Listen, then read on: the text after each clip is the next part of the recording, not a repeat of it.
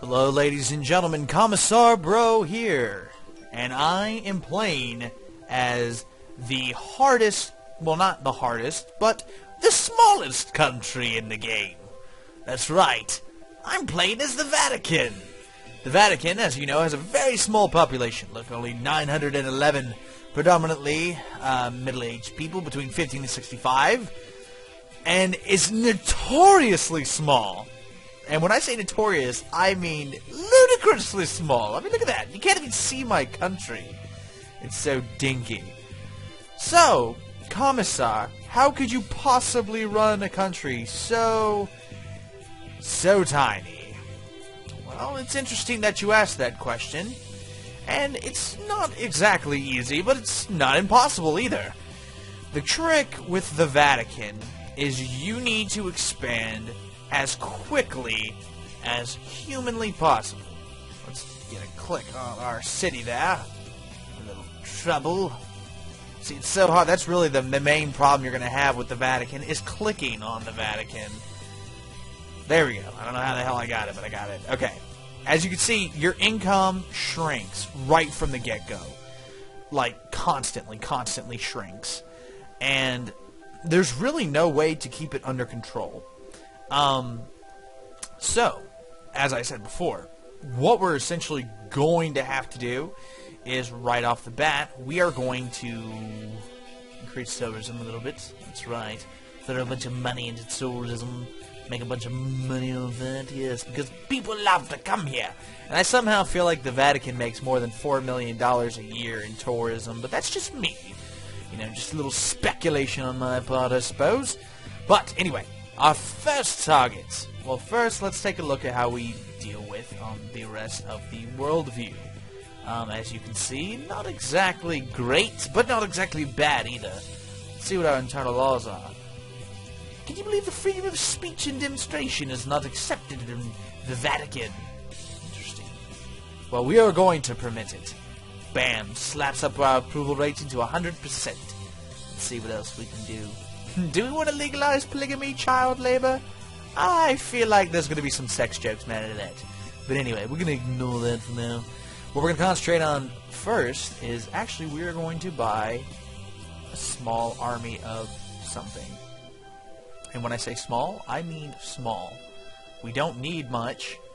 Actually, this should be enough to fulfill our dreams of conquest on the unsuspecting world of San Marino. Just click on the Vatican. Whatever. Anyway, we've got our army.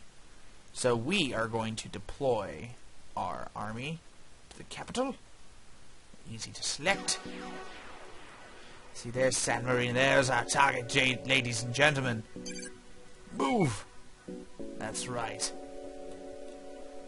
Move!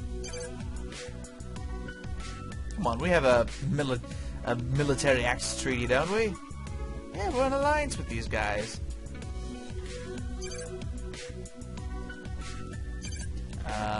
Maybe I'm bugged? Oh, no. I'm an idiot. See, even the Commissar makes mistakes. Sometimes. Keyword is sometimes. There we go.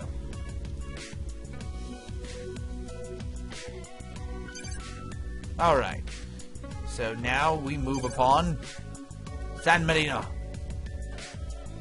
Dun, dun, dun, dun, dun.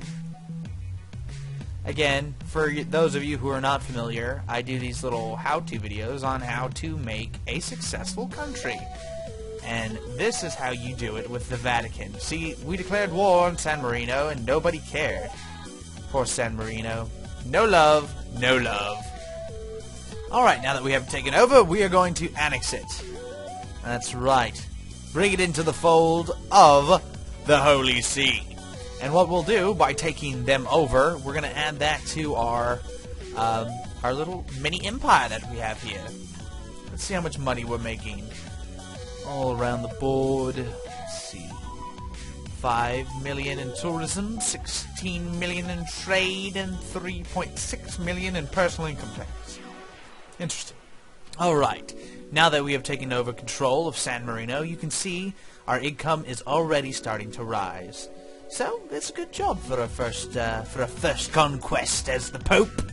That's right. Let's take a look at some other stuff. Stability is at 69%, which again is a good thing. That means that things such as tourism can thrive. As you can see, our tourism has doubled since starting. Not to mention our trade is up significantly as well. What we're going to do that ensure... Let's see where corruption's at. Corruption's at 1.2%, so I'm not too concerned about raising that any higher. There's no need. But we will raise foreign aid to make people like us a little bit more. Oh, and look. People are providing us economic aid. That's right. Give the Pope all of your hard-earned money. Money, money, money. Alright, let's take a look, see where we're at. Okay, as you can see, we have a little bit of that, a little bit of this. What we're going to do right now is we are going to increase our other stuff. And I'm going to swap all this over to private, because I think that private works better than government control. Allows for more growth, in my opinion. And what we're going to do is we're going to take this, and we are going to increase it to 25%.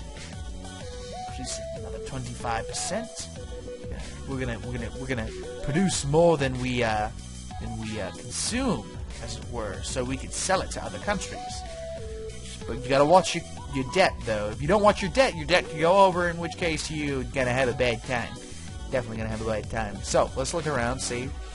As you can see, we are currently making 32 million, which is a good start. Definitely a good start. We're positive. That's what's important here, while most of the world is not. Keep that in mind at all times. Most of the world is not. What we're going to do is I want to set up a treaty with Belgium here, because Belgium always seems to be making a little bit of money. So what we're going to do, let's try a common market and see what we get out of that. Let's go back to the Vatican. Click. It got us up a little bit. Not much, but a little bit. Needless to say, what I'm going to do at this point in time is take into account how much I am currently losing to debt. 9 million a year. That's a lot of money, but that's okay. We can up it a bit more to make sure that we are producing over the consumption amounts. We don't have markets in dairy, tobacco, and drugs isn't really all that important, but other things are. For example, wood and paper. We don't have a market there, but we do have a market in minerals, which I'm going to privatize to allow for competition, and thus mean more money. Oh, yes, yes, yes. Look at all these countries who are just offering us free money. Yeah, it's good to be the head of a religion. Yes, all the other little countries just wanna help you out here and there, blah, blah, blah, yada, yada, yada. Needless to say, this is our diplomacy currently. Not bad if I do say so myself, but we should focus on other conquests. Who would be a good conquest? Who would be a good conquest for the Vatican? More than likely, the next target I would go for would be Luxembourg, because Luxembourg, again, doesn't have an army. The only problem is, there's a couple guys you gotta get through to get to Luxembourg. France being the major one. If we could ally with France in some way, fashion, or form, then we would have the ability to get to Luxembourg. So, that's what we're going to do. We're going to go to budget, we're going to go to foreign aid, and raise this up significantly, and see what happens. Also, I'm going to max out telecom, because I like to have maxed out telecom. It speeds up a little bit of everything, and we're going to start researching things as well. Alright, so let's see how much France likes us from that. Not much at all. That was actually kind of disappointing. Wait, there it goes. They just didn't register. Okay, so is that enough to get a military trespassing right? Yes, it was. Perfect. Okay, so that now means we can march through French lands if we want to get to Luxembourg. But see, this may carry some heavy repercussions with it, so we kind of have to tread lightly. But Luxembourg does not have the troops to hold off the Pope. The holy crusade of an army that's about to march through and conquer everything in its path. So what I'm going to do actually right now is I'm going to go ahead and move my troops here, so in case the French try to decline the treaty after I declare war, it'll be too late. Let's see what happens. Request war. That's right. Alright, attack! Attack Luxembourg!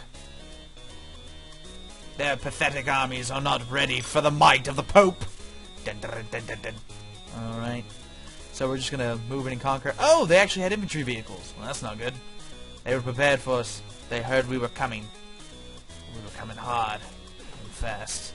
So, let's build up more troops. So go on the black market for this matter and buy more troops. What would be an acceptable amount? There we go. 100. Alright, so we've gone and we have gotten more infantry vehicles to use in our fight against Luxembourg. So we're going to send them in and we're going to see what happens. Unless... Oh no! The French have gotten rid of our military access treaty. This is concerning because now we don't have a way to get to Luxembourg. And all of the people who were on our side are now against us. So what I'm going to try to do is raise foreign aid and see if there is a law that I can enact that will allow us to be on better terms with everyone. Okay, so we've done that. Now let's take a look. Did that raise it any? Not enough. Definitely not enough. Raised a little bit with France. It says that we still have military access with France, strangely enough. Maybe I'm just crazy. Yep, I'm just crazy. I have to be actually in the border to move in. So, let's go ahead and move in on Luxembourg. And hopefully our 350 infantry vehicles beat their 49 infantry vehicles.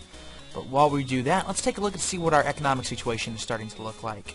It's not too great. As you can see, the world doesn't particularly like us either.